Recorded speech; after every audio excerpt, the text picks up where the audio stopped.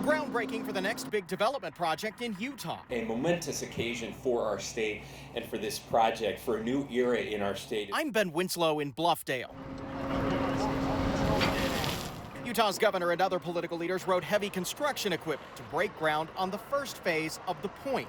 It's unlike anything else that is happening in the country. Sitting on more than 600 acres, the site of the former state prison at Point of the Mountain is being re-envisioned as a tech hub, feeding into Silicon Slopes. For the state prison to be moved, for the investments to be made, and to have this location here kind of in the center of the valley, a little bit on the south end, but as you look at the Wasatch Front and the location of it, it's really one of the best locations in the nation. It will have office space, housing, retail and entertainment, a front-runner stop, and trails linking to the Jordan River. Nearby communities also expect to see benefits from such a major project.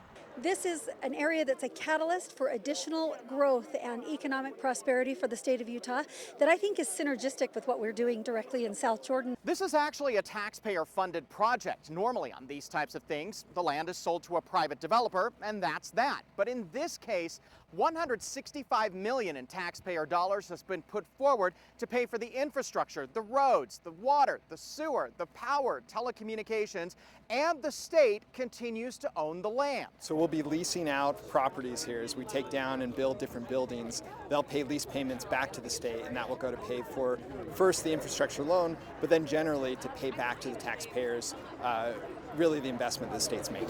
Political leaders defended, saying it's a strong investment for the south end of the Salt Lake Valley. The state will own the ground underneath on a long-term lease that not will just benefit us, but benefit our kids and our grandkids. They'll have the opportunity to have a say what goes here well into the future instead of just turning it over to private developers. But first, they're extending Porter Rockwell Boulevard into the Salt Lake Valley. It's designed to be pedestrian and bicyclist friendly, made with recycled concrete.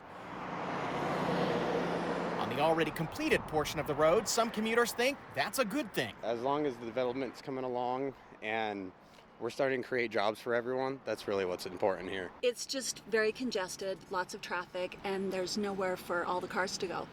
And this would make a huge difference. Phase 1 of the Point is expected to be completed in 2026. In Bluffdale, Ben Winslow, Fox 13 News, Utah.